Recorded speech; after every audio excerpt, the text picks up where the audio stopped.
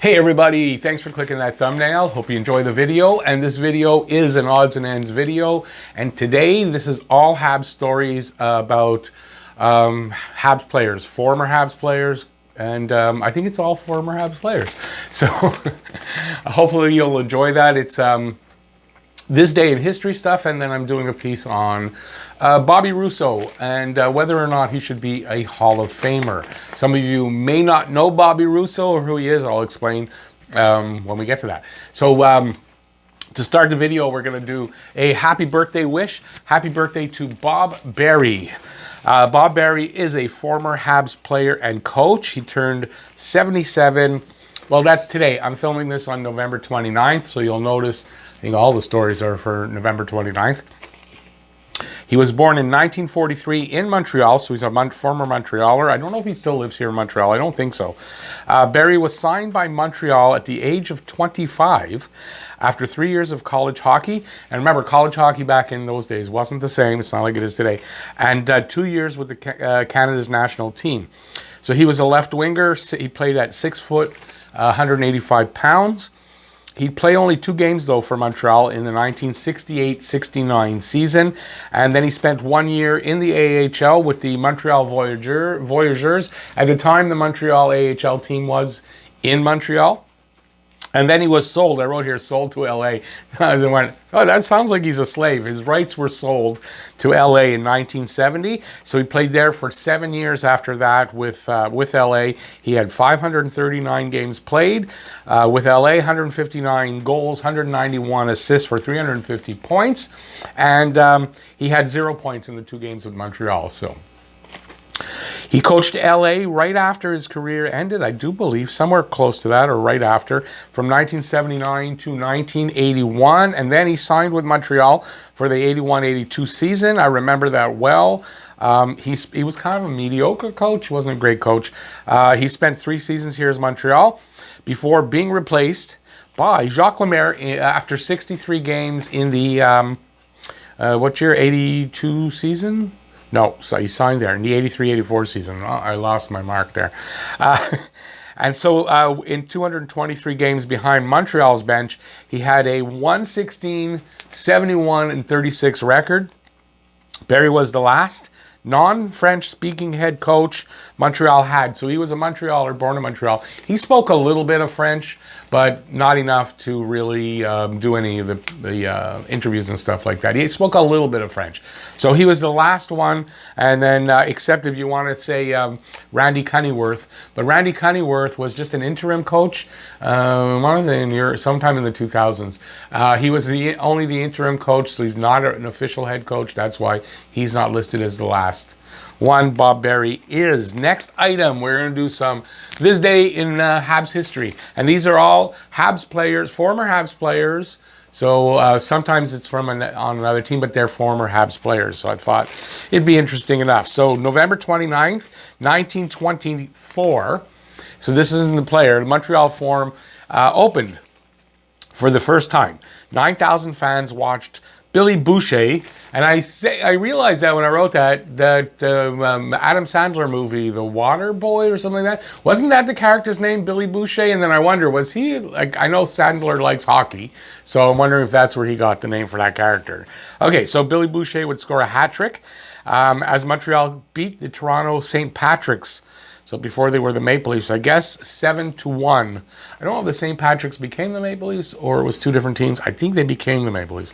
Montreal Canadiens didn't officially call the Forum home, though, until the start of the 26-27 season. So they played out of the Mount Royal Arena. And the Montreal Maroons were the home team at the Forum. And then the 2 teams shared the venue until 1938 when the Maroons folded.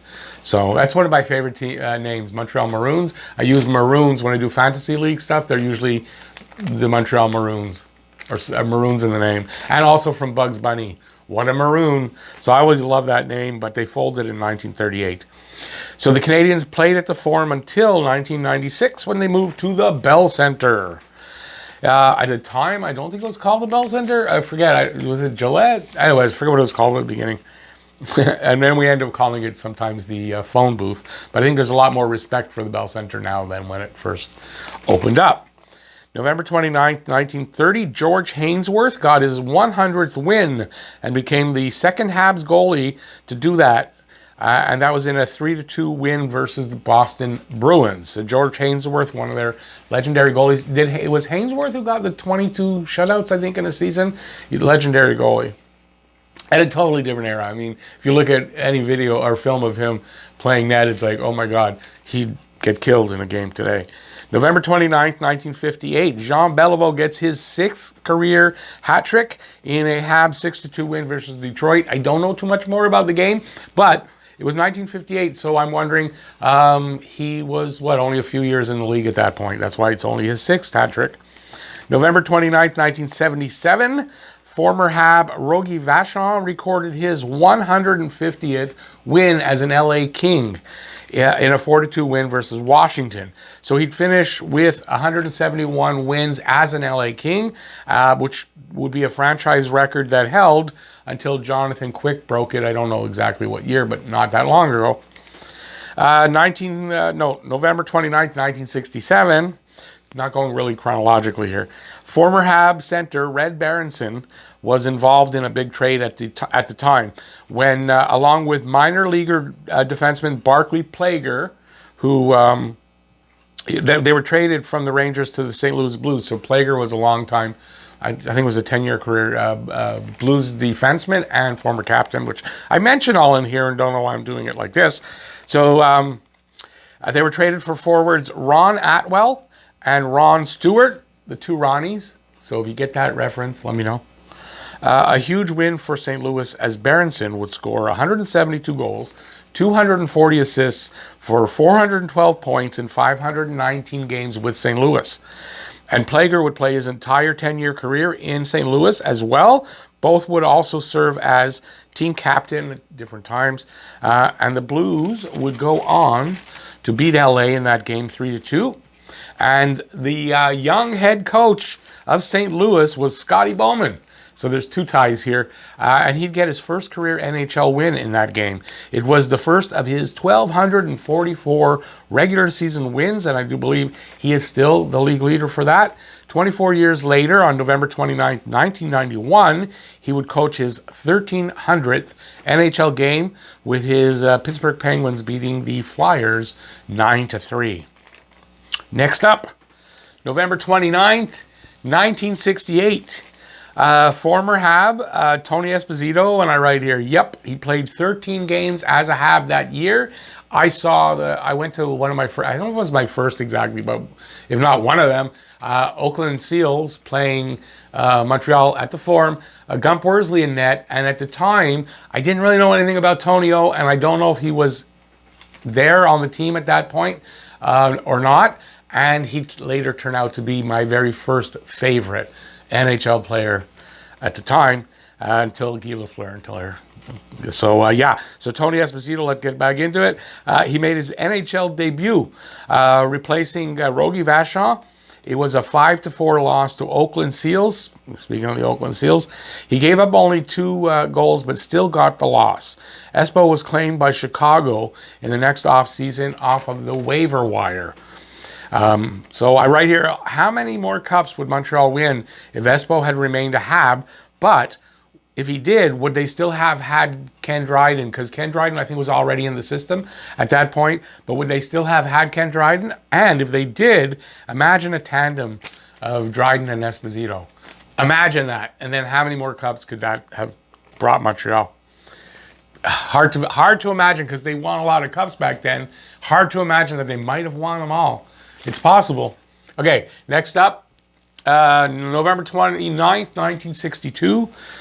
Former Hab, speaking of Gump Worsley, earned his 23rd career shutout as his New York Rangers beat the Red Wings in Detroit on a night when Andy Bathgate got his 229th career goal, which broke Bill Cook's Rangers record for most in team history.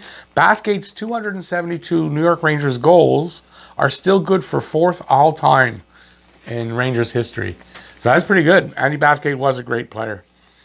Next up, and I think it's the last of the this day in history, November 29th, 2003, former Habs captain very short-lived. Defenseman Chris Chelios, and I believe it was co-captain with Guy Carbonneau. Just the 11th defenseman in league history to get his 900th career point with an assist in the Red Wings win versus St. Louis. He finished his career with 948 points in 1,651 NHL games. And to imagine that when Montreal traded Chelios, one of the reasons was they thought Chelios wouldn't have a long career and didn't have that many more years left in him, and they traded him away, and he played 1,651 games. So that was a big, big, big mistake by Serge Savard, in my opinion. Now we get to, let's see, the last story. So I saw a story in The Athletic that was about Bobby Rousseau, who's a former Hab.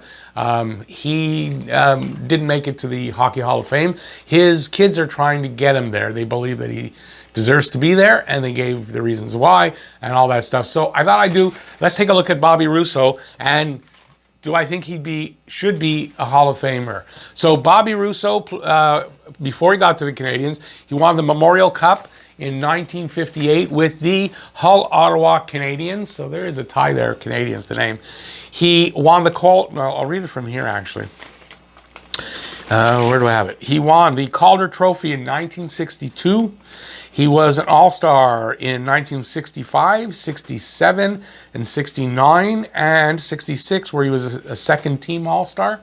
But he played in the All-Star game in those 3 seasons, but he was a second-team All-Star in 1966. And I don't know why he didn't play in the 66 All-Star game, but was a second-team All-Star. I don't know exactly.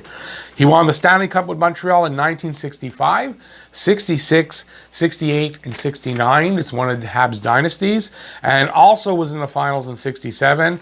They lost to Toronto, so Montreal again 5 years in a row in the Stanley Cup finals, winning 4. And I was alive for all of them. I don't remember that. February 1st, 1964, he scored 5 goals in a game versus Detroit. He won silver at the 1960 Olympics with Team Canada. Has nothing to do with NHL, but scoring 9 points in 7 games. He had 4 goals in a game versus Japan in a 19-1 win. In 1965-66, Rousseau finished second in the scoring race, tied with Stan Mikita with 78 points. His career high, and career highs across the board: 30 goals, 48 assists, 78 points. It was in 70 games. He would go on to score 30 again in 1968-69 and get his other 70-point season, 70 points in 76 games. Rousseau was traded to the North Stars before the 1970-71 season after 9+ seasons with Montreal. He didn't have a great season with Minnesota. He was traded again the next offseason to the Rangers, where he finished his career after 15 NHL seasons. 4 seasons with the Rangers. 3 of them were productive, good points totals and all that. And then in the 4th one, I think he only played 15 games and with 8 points, and apparently was a power play specialist, from what I remember reading. So he was a solid point producer. He had 8 seasons of 50+ points, 4 seasons of 60+ points, and 2 seasons of 70+ points.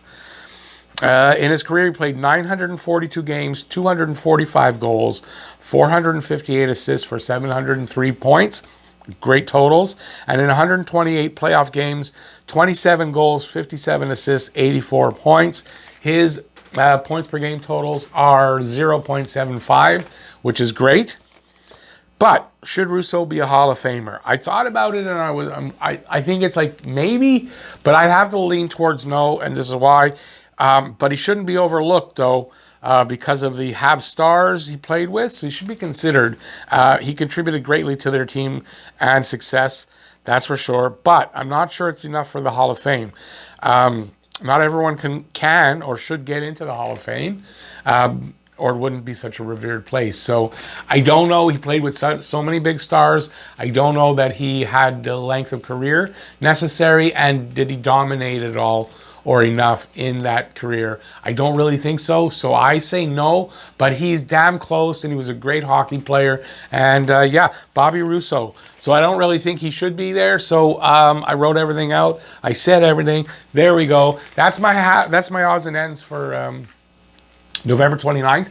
Hopefully you enjoyed that. And if you did, please give it a thumbs up. While you're down there, if you have any comments, let me know what you think about any of this stuff that I wrote here. And yeah, that's down in the comment section. And if you're new to the channel or you haven't subscribed yet, why? I don't know why people, I mean, I don't understand. So if you haven't done that yet and you want to, down there, subscribe, ring that notifications bell. That's going to get you your daily fix of Bleu, Blanc, Rouge right here at Talkin' Habs. Plus, it is the last day of Movember, so hashtag Movember, link is in the description if you want to donate to men's health awareness, mental and physical health awareness. That's down there. You click the link, takes you to the site. And thanks for doing that if you do. And that's it. Thanks everybody for watching. Really appreciate it. Have a great day out there, or night, or middle of the night, or early morning, whenever you watch it.